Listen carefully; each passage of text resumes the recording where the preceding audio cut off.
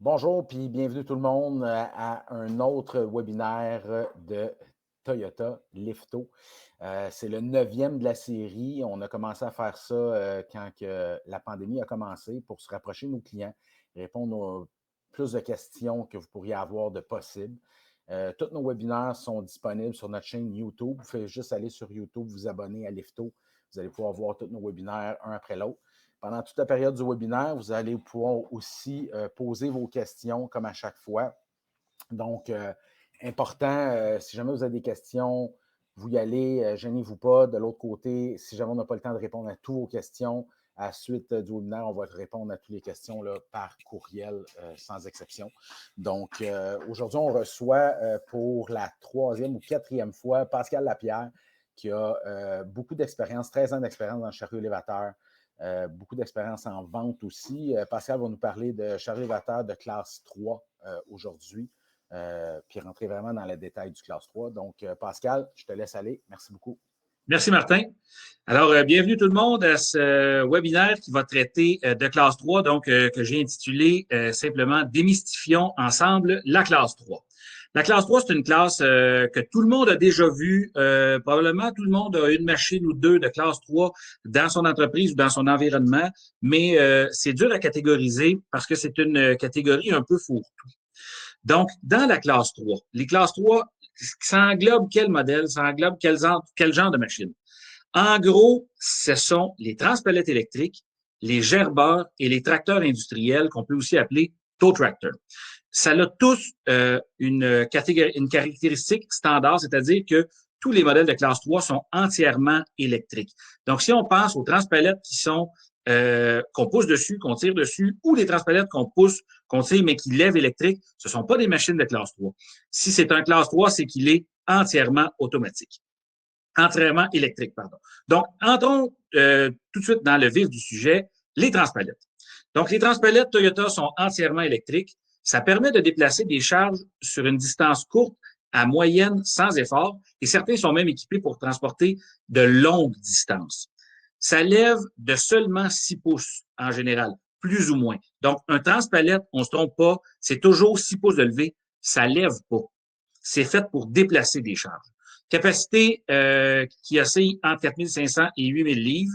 Et certains modèles sont configurés, on va le voir plus tard, pour charger 2 palettes de long à la fois, transporter 2 palettes sur le même voyage. Commençons tout d'abord avec le Toyota 8 HBW23, qui est notre champion des ventes, qui est une de mes machines préférées. 4500 livres de capacité, c'est le modèle d'entrée de gamme chez Toyota dans les transpalettes, et c'est pourtant une machine que je qualifierais de presque parfaite. 6 pouces de levée, entièrement AC, donc tous des moteurs scellés, résistant à la poussière et à la pluie, donc IP65, c'est pas rien.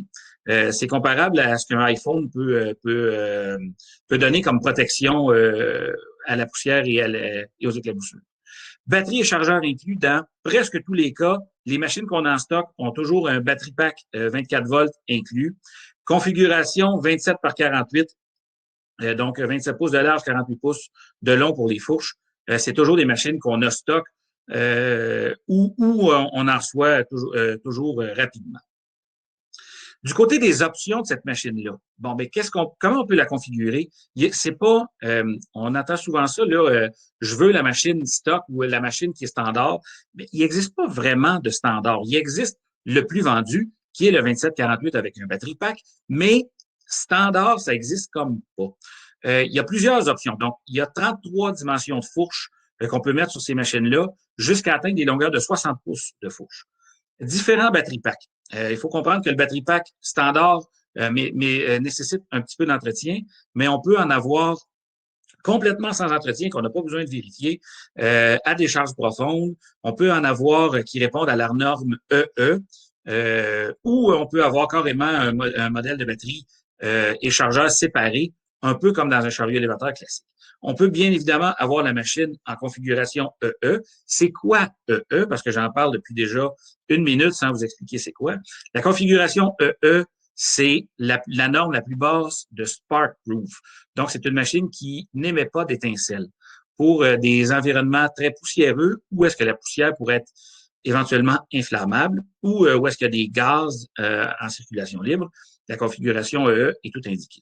Et finalement, on voit un chariot là gris. Pourquoi il est gris? C'est parce qu'il est entièrement galvanisé. Donc, les pièces de plastique sont toujours en plastique comme de raison, mais tout le reste est galvanisé. J'entends déjà crier le monde en arrière de moi, là, c'est pas un 8HBW23 qu'on voit là. Effectivement, les plus fins l'auront remarqué, mais c'est pour montrer que c'est une configuration qui se fait en galvanisé. Sautons au prochain modèle qui est le Toyota 8HBW30. Donc, le 8HBW30, c'est un modèle qui est semblable au 8HBW23, mais qui a 6000 livres de capacité. C'est à peu près les mêmes caractéristiques. Fait que je ne m'étendrai pas sur chacune d'elles. Encore une fois, on a un choix de fourche de 32 pouces de long jusqu'à 60 pouces de long. La configuration la plus standard dans ce modèle-là, c'est encore 27-48, bien évidemment. S'ajoute à ça des options de batterie chargeur. On peut les configurer comme on veut. On a aussi des options de lumière parce que certains préfèrent avoir une lumière. Des dosseraient d'appui-charge qui viendraient se mettre juste après la batterie, avant la charge, pour protéger des charges lousses sur les fourches, protéger l'utilisateur qui le conduit. Et il y a, j'ai pas de pointeur là, mais au bout des fourches, on voit les roues. On voit qu'on peut avoir des options d'entrée dans les palettes, donc certaines palettes qui seraient plus capricieuses à entrer dedans avec le transpalette. Il y a des roues adaptées à ça. On passe maintenant au modèle 8HBE 30 ou 40. Donc, le 8HBE 30, 6000 livres de capacité. Le 8HBE 40, 8000 livres de capacité. On remarque qu'il est différent parce que l'utilisateur peut marcher derrière ou embarquer sur la plateforme qu'on voit. Donc, c'est un transpalette qui est adapté pour faire de plus longs voyages. Des shops de 2, 3, 400 pieds de long, c'est pas rare qu'on en voit. Marcher toute la journée derrière un transpalette, ça peut venir fatigant. Donc, ces machines-là sont faites pour que quand on a besoin de faire des tournants aigus, on peut marcher à l'arrière, mais sinon, on peut embarquer dessus pour se laisser porter par le transpalette pendant une longue ride. Toujours 6 pouces de levée, toujours entièrement AC. Du côté des options, ben là, c'est des machines qui se configurent un petit peu différemment. Il y a différentes options de longueur de fourche, mais c'est des longueurs de fourche qui peuvent aller jusqu'à 103 pouces. Donc, je parlais tantôt en introduction que il y a des transpalettes qui peuvent transporter 2 palettes. Ben, c'en est un bon exemple, là. Celui qu'on voit là sur l'image, il y a carrément 2 palettes de 40 par 48 qui entrent sur les fourches. Donc, on en embarque une, on l'amène au bout des fourches, puis après ça, on rentre dans la deuxième avec la pointe des fourches, puis on est capable de transporter 2 palettes pour un total de 6 000 ou 8 000 livres, dépendant du modèle qu'on a pris. Le modèle 8 000 livres est disponible seulement en configuration longue, donc une palette et demie ou 2 palettes. Choix de batterie pack, encore une fois, on voit celle-là, l'image que là, qui est équipée d'un dosseret d'appui-charge. Donc, je vous parlais tantôt d'un dispositif de protection après la batterie. On le voit très bien, là. Il y a à peu près 48 pouces de haut, 36 pouces de haut, pardon. Puis, ça protège l'utilisateur. Encore une fois, là, il y a beaucoup d'options d'entrée de palette, surtout si on travaille en palette double. C'est très important de savoir le comportement des roues, comment ils vont entrer dans une palette, parce que une palette coincée sur un transpalette, c'est jamais rigolo. Fait que c'est bien important avant de commander cette machine-là, de parler avec votre spécialiste Toyota, puis on va vous expliquer exactement qu'est-ce qu'il y en est avec toutes les options d'entrée dans les palettes. Passons maintenant au petit dernier des transpalettes chez nous, qui est le 8HBC30. Ce transpalette-là est fait pour faire uniquement de la longue distance, donc transporter des longues distances dans des très longues entrepôts. Pourquoi il est fait pour ça? Ben, c'est un chariot qui se conduit, c'est un transpalette, pardon, qui se conduit uniquement avec l'utilisateur embarqué. On voit bien qu'il y a une place au milieu où est-ce que, on dirait que c'est comme un 8HBE30 ou un 8HBW30 qui a été un peu viré à l'envers, puis c'est exactement ça, en fait. C'est la même mécanique que les précédents, mais le C qui veut dire Center Rider dans le 8HBC 30. Donc, l'utilisateur est au centre de la machine puis il la conduit de façon très confortable. Ces machines-là, depuis 2018, ont maintenant la direction assistée qui est standard. Donc, ils sont power steering. Toujours 6 pouces de levée, 6 000 livres de capacité pour ce modèle-là. Choix de fourche jusqu'à 60 pouces et c'est encore les mêmes choix d'options parce que c'est toutes des machines qui font partie de la même famille. Donc, différentes options de lumière et d'entrée dans les palettes, batterie chargeur, ainsi de suite. Tout ça est disponible sur le 8 HBC30, bien évidemment.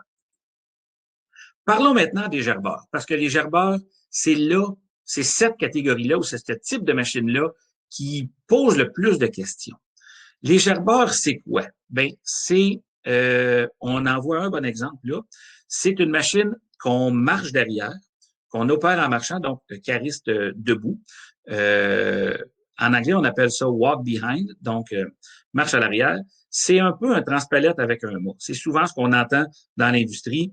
J'ai besoin d'un, tu sais, là, un transpalette, mais qui aurait un mât dessus. C'est ça. Pourquoi choisir un gerbeur? Ben, c'est une machine qui est entièrement électrique. Ça permet de déplacer et de lever des charges avec un encombrement moindre qu'un chariot élévateur. Donc, c'est souvent plus petit qu'un chariot élévateur classique de même capacité et c'est très, très léger. C'est là que c'est pratique dans certaines situations. Parce que les gens pensent à tort que s'acheter un gerbeur de 4000 livres va leur faire sauver des sous par rapport à un chariot élévateur de 4000 livres. Mais prix pour prix, c'est sensiblement pareil. Par contre, je vais vous expliquer pourquoi plus tard on choisirait un gerbeur 4000 livres au lieu d'un chariot élévateur 4000 livres. Commençons par notre modèle d'entrée de gamme dans la série des gerbeurs qui est 8 BWS 10 ou 13. Donc 10 pour 2000 livres de capacité ou 13 pour 2500 livres de capacité.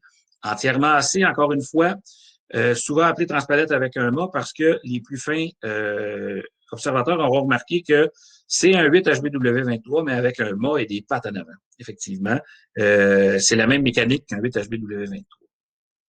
C'est contrebalancé par des pattes avant. Donc, vu que c'est la même mécanique, c'est le même drive unit qu'un transpalette, mais que ça peut lever jusqu'à 143 pouces pour ce modèle-là, il faut que ce soit contrebalancé. Alors, on voit là, la paire de fourches, et puis tout de suite, à la droite, on voit une espèce de patte noire avec deux trous au bout qui sont les trous pour les roues. Donc, c'est ça. Dans le jargon, ça s'appelle des base legs en anglais, mais on peut appeler ça les bras avant. Et ce qu'il y a de bien sur cette série-là, c'est que les bras avant sont ajustables de 30 à 51 pouces intérieurs. Donc, si on veut un champion passe-partout qui est très bas et peu large pour se faufiler entre des allées très étroites, on va le configurer à 33 pouces intérieurs. Donc, c'est une machine qui va avoir une empreinte très peu large dans notre entrepôt. Par contre, si on veut déposer, les palettes nous encombrent, les base legs en avant nous encombrent un petit peu. Donc, si on veut déposer une palette au centre des base legs, on n'aura pas le choix de la configurer pour avoir minimum 48 ou 49 pouces, la largeur de notre palette, à l'intérieur des bras avant. Donc, le beau de cette machine-là, c'est que si jamais on la déplace puis on la transfère vers une opération qui n'a plus besoin de transporter ou de déposer des palettes à l'intérieur des base legs, on peut tout simplement les ramener par en dedans, rapetisser la machine. C'est super pratique. Tous les séries BWS 10 ou 13 en sont équipés de bras ajustables. Du côté des options, ben, on a différents types de mâts parce qu'on tombe avec un mât. Donc, on a des mâts une section qui lève 65 ou 85 pouces de levée. On a des mâts deux sections de 104 à 143 pouces avec ou sans levée libre. Batterie et chargeur, c'est les mêmes batteries que dans les transpalettes. Donc, on a le même choix d'options de batterie que dans les transpalettes. Lumière, fourche, on voit un stroboscope sur cette machine-là, si vous l'avez remarqué. Donc, c'est toutes des options qui sont disponibles. Et là, en plus, on a des longueurs de fourches parce qu'on peut mettre différentes fourches de classe 2 sur cette machine-là. J'ai parlé de levée libre. Je vais revenir, pardon. J'ai parlé de levée libre tantôt. C'est quoi la levée libre? On l'avait vu dans différents webinaires auparavant. La levée libre, c'est la capacité pour la machine de lever ses fourches sans qu'il y ait rien qui dépasse de la première section, sans qu'il y ait rien qui sorte du mât. Donc, les fourches se promènent en levée libre dans le mât sans qu'il y ait quoi que ce soit qui dépasse du mât.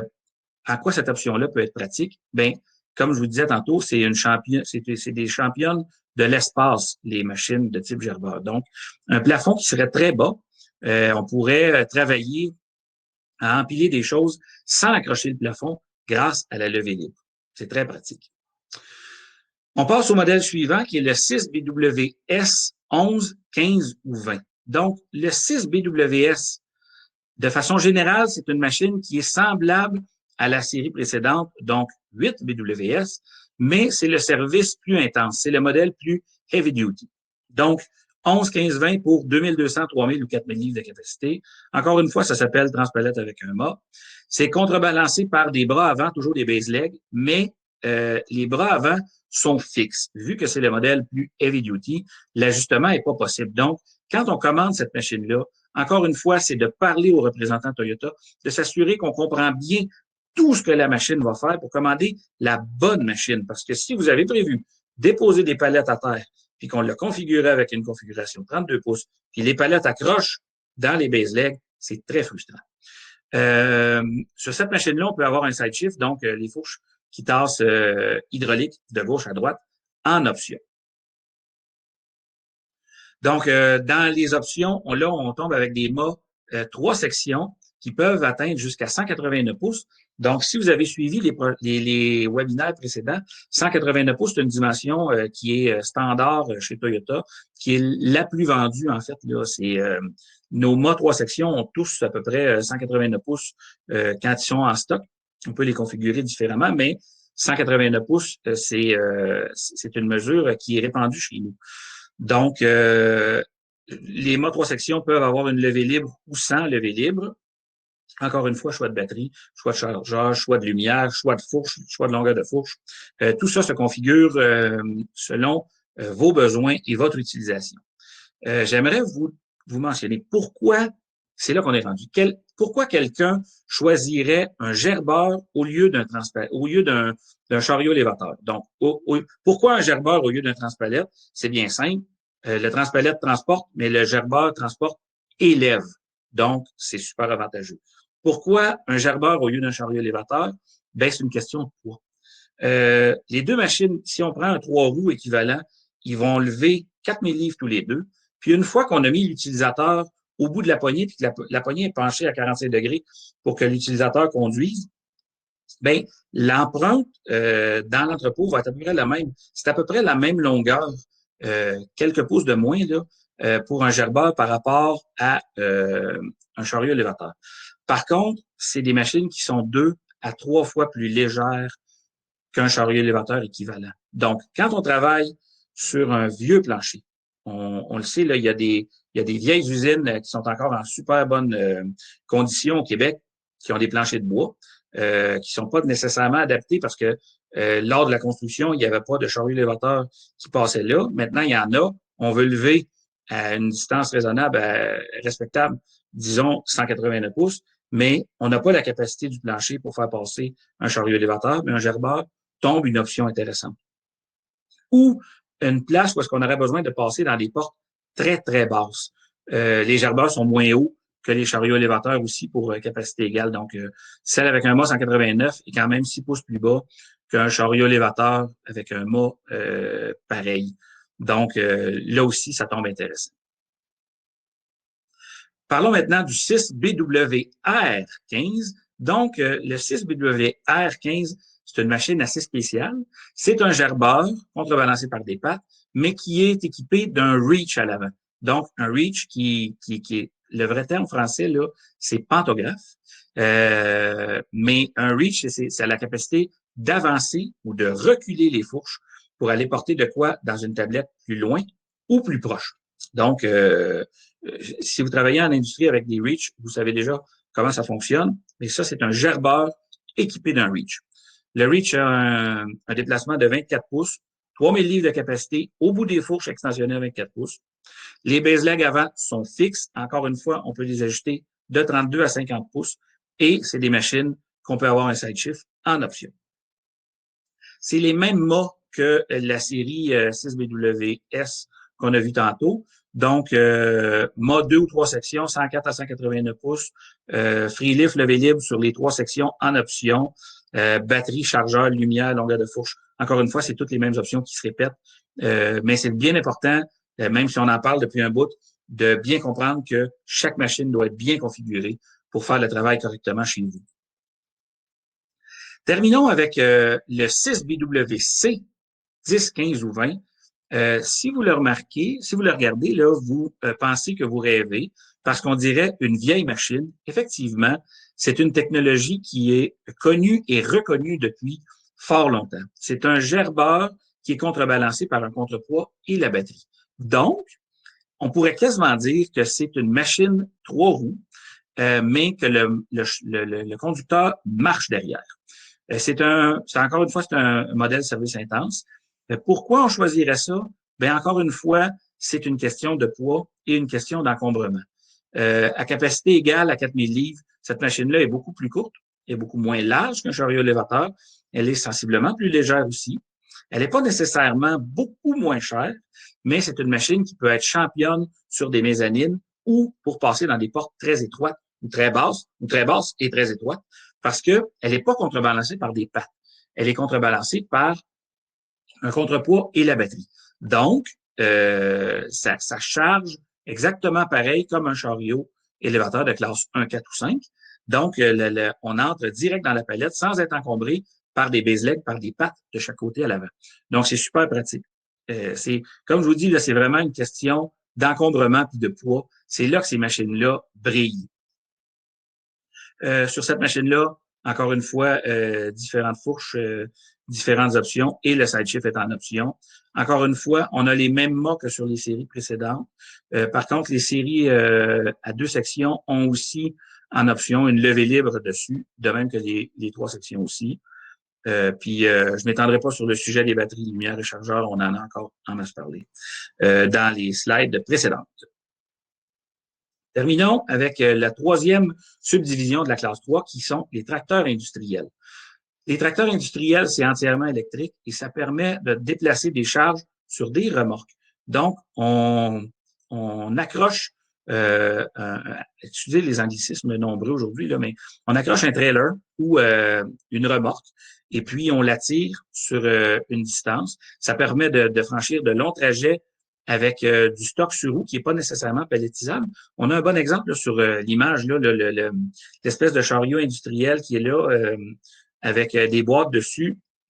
Ça transporte mal en chariot élévateur. Par contre, on peut imaginer que la conductrice veut déposer ce chariot-là à une station de travail en particulier.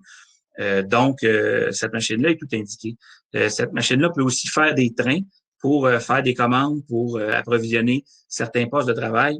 Vous, les clients, vous le savez encore mieux, qu'est-ce que ça pourrait faire qu'est-ce que ça pourrait représenter comme avantage dans votre entreprise de posséder ce type de machine-là. Regardons ensemble les différents modèles de tracteurs industriels. Donc, le plus commun chez nous, c'est le 8TB50.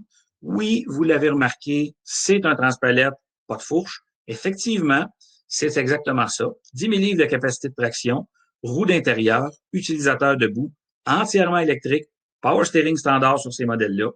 Donc, c'est une machine qui est très confortable et qui est surtout très conviviale, très pratique. Ensuite, on passe au Toyota CTB 4 ou CTB 6, qui a un air un peu de science-fiction ou de machines qu'on voit dans les films de James Bond. C'est des machines qui sont encore construites au Japon, qui ont 8800 livres ou 13 500 livres de capacité et qui sont équipées de roues pneumatiques. Donc, c'est des machines qui peuvent transporter des remorques à l'extérieur. C'est des machines qui sont à l'aise autant dehors qu'en dedans, à condition qu'ils ne mouillent pas trop parce que l'utilisateur n'a pas de toit sur la tête. Donc, dehors, ce serait une belle journée comme aujourd'hui. L'utilisateur est assis, donc c'est des machines qui sont conçues pour faire d'immenses distances dans des grands entrepôts. On peut penser à des utilisations intérieures, extérieures dans des aéroports ou ce type de plan-là, où est-ce que ces machines-là sont particulièrement appréciées. Parlons en terminant du CBTY4. Eh bien, c'est le même modèle que le précédent, mais à utilisateur debout et seulement de capacité de 8800 livres. Donc, encore avec des roues pneumatiques, construction entièrement japonaise mais l'utilisateur est debout cette fois-ci. Pour un utilisateur qui voudrait faire un train ou préparer des commandes sur des chariots qui sont pas palettisés, c'est une machine qui serait intéressante. Donc, cette machine-là ressemble beaucoup au 8 TB50 qu'on a vu précédemment, mais qui est muni de pneumatiques, donc qui est beaucoup plus débrouillard à l'extérieur ou sur un plancher très inégal. La classe 3, on dirait que c'est une classe qui se meurt, pas qui se meurt, mais que de plus en plus d'utilisateurs choisissent un chariot élévateur classique au lieu d'y aller avec une machine de classe 3 pour sa versatilité, parce qu'une machine de classe 3 fait très bien le travail qu'on lui confie, mais elle n'est pas capable d'en faire nécessairement plus. Les machines de classe 3 sont pas des machines qui sortent à l'extérieur, sauf exception. C'est pas des machines qui sont très à l'aise sur des planchers inégaux ou pas droits. C'est pas des machines qui sont très versatiles. C'est des machines qui sont très bonnes, très précises, mais pour faire une utilisation relativement précise, concise. Donc, beaucoup de gens vont choisir d'y aller avec un 3 roues ou une machine standard, plus facile à manier, plus facile à comprendre le fonctionnement. Mais la classe 3 a de l'avenir quand même. Et puis, Toyota a développé des modèles de classe 3 entièrement autonomes. Donc, c'est maintenant chose faite. Le guidage autonome s'est introduit dans la classe 3 depuis 1 an. Ce que vous voyez là en ce moment, vous voyez un 8 TB50, donc un tow tractor, mais on voit qu'il est un petit peu différent. C'est un 8 TB50 modèle A, 8 TB50A pour autonome. Donc, c'est un chariot qui est programmable avec 1000 patterns différents. Je vous dis 1000, mais c'est plus que ça.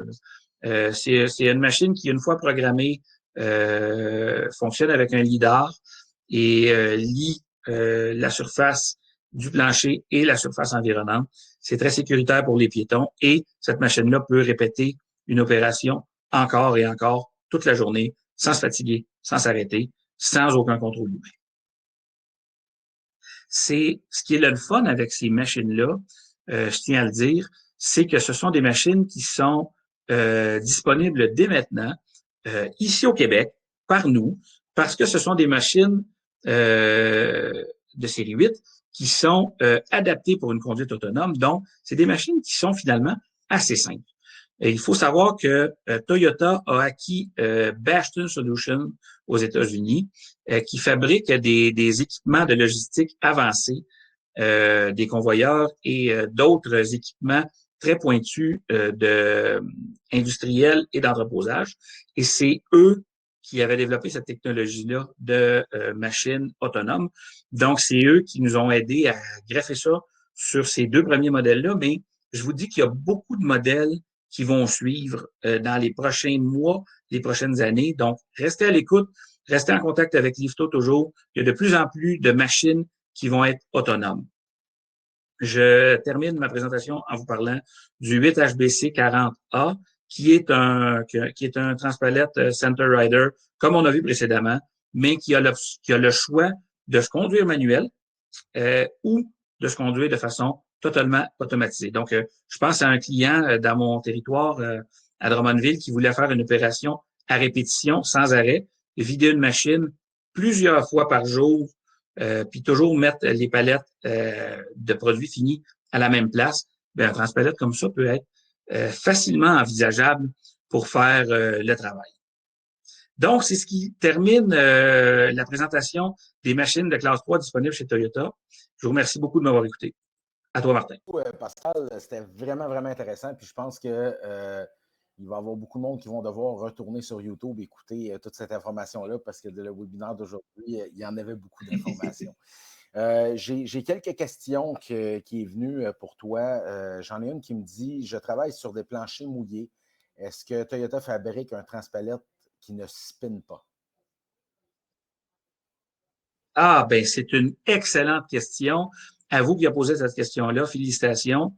Effectivement, dans votre cas, là, si vous avez un transpalette qui patine sur un plancher mouillé, c'est pas nécessairement de la faute du transpalette en lui-même. Donc, ça me fait plaisir de vous annoncer que tous les Toyota série 8 sont entièrement programmable. C'est pas une option, c'est standard, mais j'en avais pas parlé. Je l'avais complètement oublié. Donc, dans la programmation, on peut programmer les vitesses d'accélération et de départ. Donc, faire un décollage plus en douceur. Et bien évidemment, tous les transpalettes ont des options de pneus ou de roues. C'est pas nécessairement des pneus, mais ce sont des roues. Certaines de ces roues-là sont antidérapantes. Donc, si on programme la machine et qu'on la configure avec des bons pneus pour les planchers mouillés, ça va être des transpalettes qui ne Parfait. patineront pas du tout.